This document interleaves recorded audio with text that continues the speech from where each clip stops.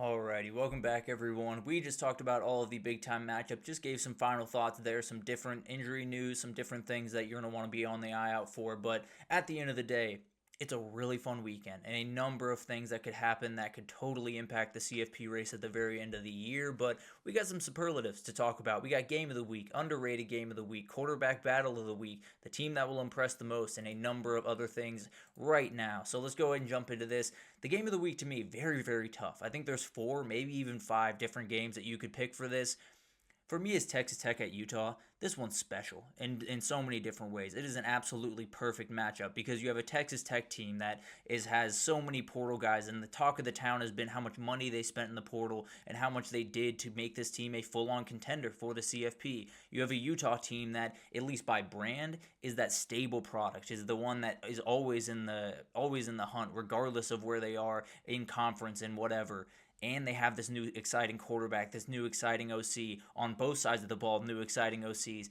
It is such a fun matchup, and it's one of those that I think someone could prove themselves not only as a Big 12 contender, but as a title contender. As we talked about earlier, if one of these lines of scrimmage, particularly if the Utah offensive line or the Texas Tech defensive line just dominate this game, I think we're looking at that team as one that could possibly make a title run. Obviously, plenty of work to do. Obviously, you're going to have to go up against really good defensive lines outside of Texas Tech going forward if you're Utah. But at the end of the day, this one's going to be awesome. All the focus will be on Big 12 football for kind of the first time this year, at least to an aggressive extent. Cannot wait for it. It is a 10 a.m. kick around there in Utah, so hopefully people can get up early and get festivities going just enough. But at the end of the day, it's going to be an incredible matchup. Barry Morton's playing incredible football. Devin Dampier's playing incredible football. I tend to believe one of them's probably leaving this as kind of a dark horse or interesting Heisman contender going forward. And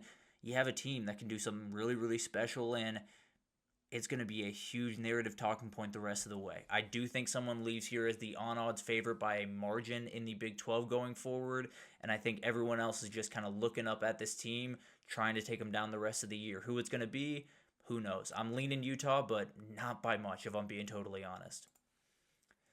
My underrated game of the week is NC State at Duke. This is one of those matchups that kind of lost a little bit of its luster because of Duke's loss to Tulane a week ago. Totally makes sense. Duke is 1-2 as of right now. They've lost two in a row. They could lose three straight if they lose this game to NC State. For NC State, you can move to 4-0 and have some really good momentum moving forward. You struggled with the Old Dominion team earlier in the year, and you look back, not a terrible Old Dominion team. At the very least, they can roll over Virginia Tech. So you're in a position where it's a tough schedule ahead. There's no doubt about that. You got a Notre Dame game, but you can get to that game undefeated. And then who knows? Maybe you find a couple of openings. CJ Bailey plays some really good football, and some people, including myself, were just a year too early on the Wolfpack. But this is a really fun quarterback matchup. CJ Bailey playing really high-level football, probably the best football of his life as of right now. And then Darian Mensah, the team's not playing all that well.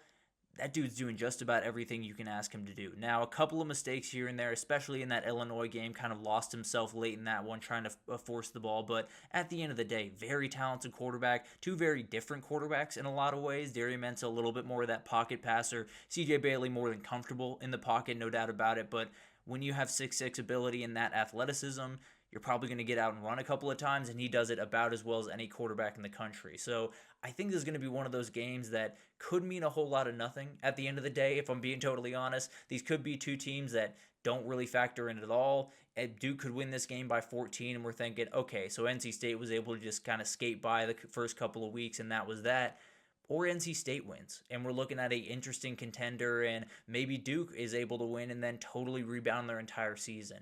All of this is totally up in the air, but at the end of the day, when you give me Darian Mensah against CJ Bailey, I'm going to watch and I'm going to be very much entertained.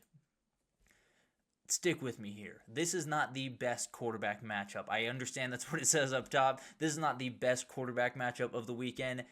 It's just the most interesting, if I'm being totally honest. DJ Lagway against Carson Beck is the most interesting thing I've ever seen. And it happened a season ago. Early in that game, DJ Lagway did have to leave that game after an incredible ball to Aiden Mizell. But at the end of the day, this is going to be so weird, and I don't know what to expect. Really, from both these quarterbacks now, feel a little bit more confident in what to expect from Carson Beck for obvious reasons. But at the end of the day, DJ Lagway is a unique talent. He has all the ability in the world to throw the football all over the place. Now, if he can keep his eyes straight, if he can make sure that he's not thrown right into coverage and not leading defenders into pick sixes, we need that to happen. Of course, we need that to happen. But at the end of the day, if he can find a groove early, if they can get this guy going, he can do special things. I've seen him do special things against LSU, against Ole Miss a year ago. It wasn't perfect, but he found a way to make enough plays in those football games.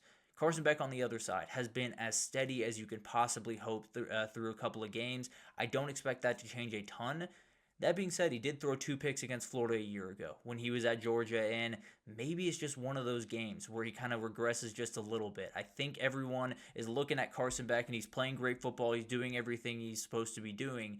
Last year, there were a couple of games where it just totally fell off a cliff, and that was far from just his fault. Want to make that very, very clear. There were a number of picks that were receivers or offensive linemen or a number of wrong things with that Georgia offense a year ago. But at the end of the day, these two quarterbacks have a little bit of a history of being volatile. I tend to believe Carson Beck's going to win that battle, but if both these quarterbacks play A-plus football, we could have a back and forth, really, really fun track meet. If both these guys play C- or D football, we could have a very interesting, very turnover-prone, all-over-the-place football game. So it's not the best matchup. I want to make that very, very clear. This is not the best quarterback matchup of the weekend. That would go to a Fernando Mendoza, Luke Altmaier, or possibly maybe a Bryce Underwood, Dylan Raiola, depending on how you think about that, or maybe a Baron Morton, Devin Dampier. That's probably where I'd end up going if I'm honest. But at the end of the day, that one's just way too interesting to not at least highlight that one before we go into the weekend. But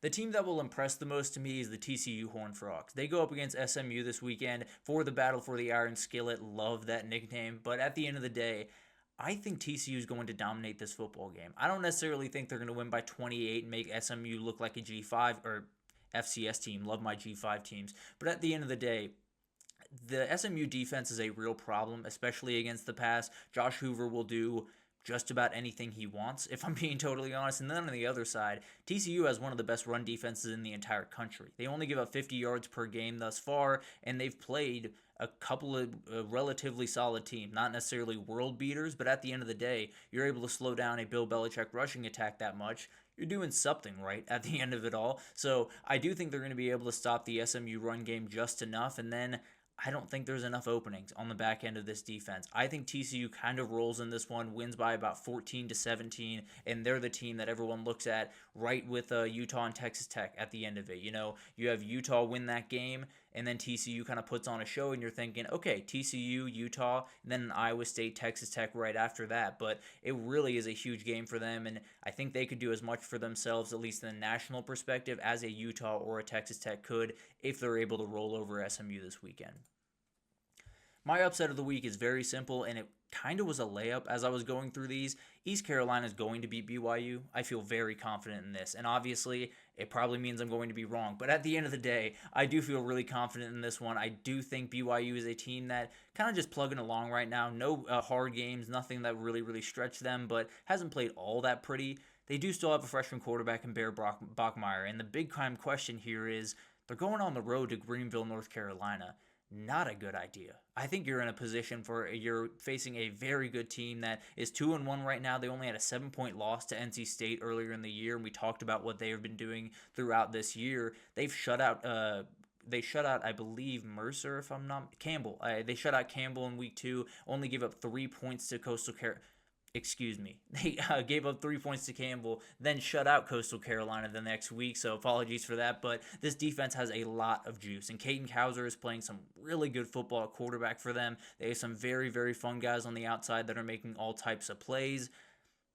I think they win this football game, and I think they kind of make a statement in this football game. I don't think you have to, throw up red flags and worry about BYU going forward. I think they're going to be more than fine, but at the end of the day, you're going on the road to a team that is just firing on all cylinders, especially on the defensive side of the ball. I'm going to go with East Carolina to get a huge win here and to be able to kind of cement themselves as a very interesting team at the G5 level going forward. Michigan State at USC is my chaos game of the week, and frankly, it's probably just because it's going to kick off at 11 p.m. I feel like that always happens where maybe you'll fall asleep on the couch watching the game, or you'll fall asleep a little bit early, or you'll say, this one's going to be a blowout, and I'm going to go to bed. and then you wake up the next morning and you see the stat line and it's just all over the place. There were turnovers, there were a muffed punt, there was everything under the sun in this football game.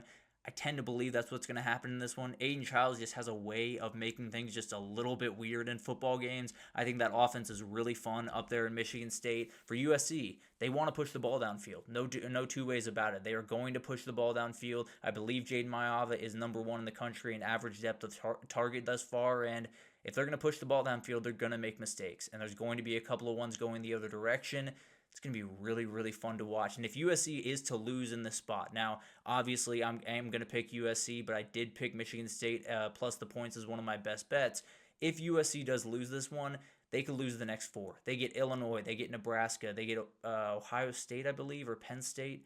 I'm blanking just a little bit. They get four really tough teams. They get Notre Dame in the middle of that as well. Apologies. But they get four really tough teams after this.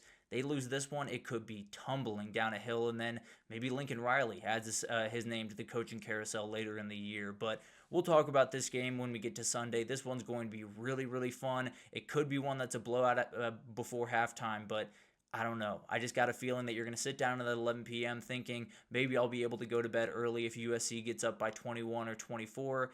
I don't think you're going to get that luxury. I think it's going to be a really, really fun game down to the wire, and we're going to get some great late-night football over there in the Big Ten. But it's going to be awesome to watch all this unfold. There were so many great games to watch, especially Game of the Week. Couldn't really decide for quite a while. Underrated Game of the Week was really tough as well. It's going to be a great weekend. So many people are focusing on next weekend, and for good reason. It's an incredible, incredible weekend of football, but this one brings plenty to the table as well, and we'll break it all down on Monday as it unfolds, and we'll finish this show out just talking about some headlines that we saw this past week that I just want to give a couple of 2 cents on before we get out of here, and we'll talk about it all right after this, so stick with us.